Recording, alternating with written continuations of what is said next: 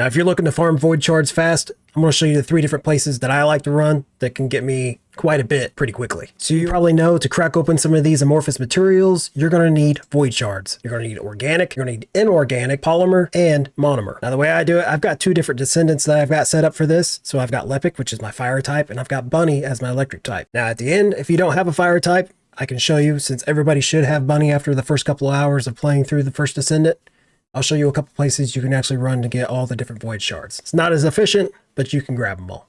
Now, before we go, if you want to see the build that I've currently got on my Lepic, now this is the only setup that I've got. I haven't put a whole bunch of time in them, but I've got my short sword for extra capacity. I got skill expansion for extra range. I've got battle stamina for health and duration. I've got focus on fire, so that gives me an extra fire boost and skill cooldown. I got skill simplification, so I've got extra power modifier, and it's going to take away a little bit of your MP, but that'll be fine. I've got iron defense for defense and a skill power modifier. And I've got time distribution on here for more cooldown and health. And then I've got nimble fingers for even more cooldown. That way we can spam our grenades as much as possible with Lepic. Now for fire types, you don't have to use Lepic. If you have maybe Blair right here, he's a fire type. Or if you have good old Eskimo right here, you can use him as well. Now I'm going to be running these all on hard difficulty, so you can run them on hard or normal, but you're going to get more if you run them on hard, of course. Now our first place we're going is over here in Vespers.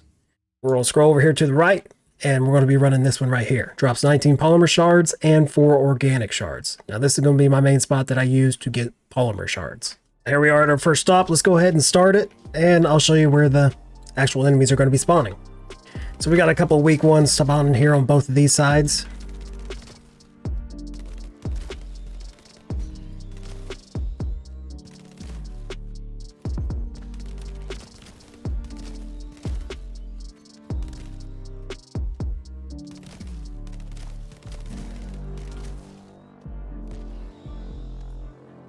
I like to focus on those little bomber dudes because they're a pain in the butt if they get too close.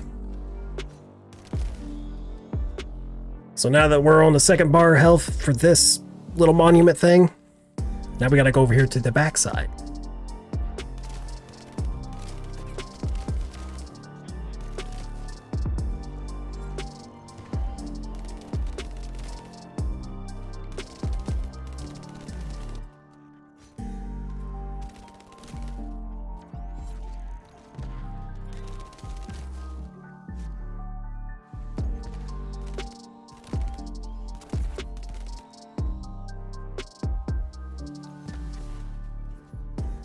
There we go. We finished that little run. It's a little bit of it's a few weaker enemies, so it's not too bad. Now, if we check the time on this, minute 42, you can definitely get that way faster than what I just ran it, especially if you got a team. You guys can clear this out a lot faster. But we've got our 19 polymer and 4 organic shards right there. So since that drop actually gave us quite a few polymer shards, our next one we're going to go after are organics. Since that one only gave us 4, we can go find a different place that'll give us a little bit more per drop. So in our map here, we're going to go over here to Hagios, and we're going to go down here to the Dune base. We're going to be running this one right here. So this one will actually drop 17 organic shards and 6 monomer shards. We're just worried about the organic since we got such a crazy small drop at the last one. Now here at this one, there's obviously going to be a little bit tougher enemies, and they're going to spawn on either side of you at the same time. So you got to watch out for that. So we got some over here. Now I like that grouping up ability, so if you can rotate the cooldowns on that, you can probably make it even faster if you're doing a solo. Or like we said earlier, if you do it with a team, you can do it much, much faster.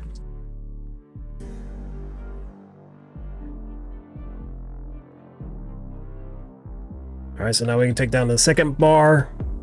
I usually come over here on this side, so I just got them all falling in a line towards me.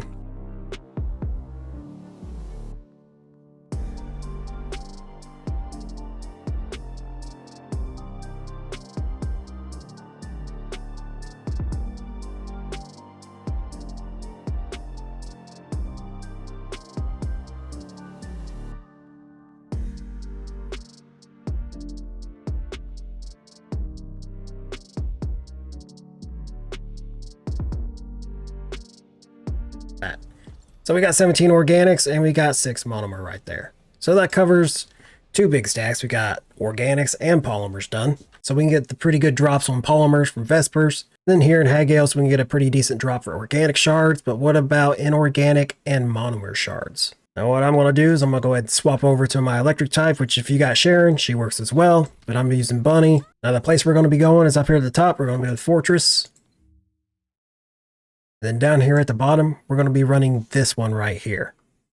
So if you scroll down here, you can actually see that you can get 17 monomer and you can get 6 inorganic shards. Now this is really nice because you're in a nice little cave. It's really small. You can kill everything really fast and you can run this in 30-40 seconds. So it's a good place to farm up both inorganic and monomer shards. For this one, on the map, I've got the little teleport point right there. If not, you're going to have to run all the way across here. So I recommend make sure you guys grab that if you don't have it yet, so you can just hop down here and go inside this cave.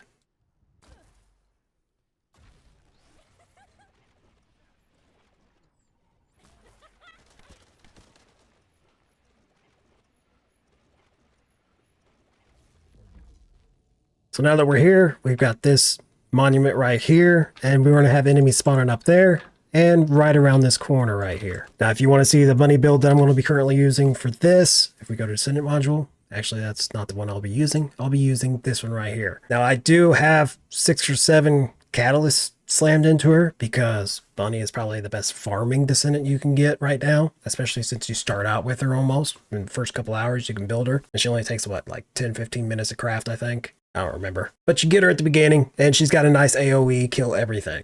And if you set her up, slam a couple catalysts in her, you can actually farm anything and everything you want pretty fast. So to go over the build real quick, we've got Short Sword here for extra capacity. Then we've got Skill Concentration because I want that skill critical hit damage. And then we've got Skill Insight for a critical hit rate.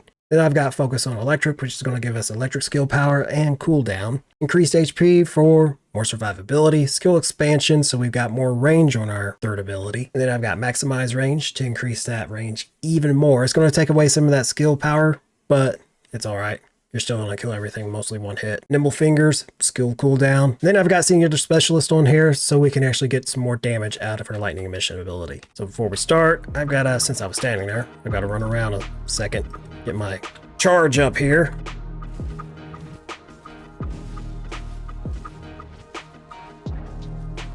You see my range just running around here? It basically covers everything.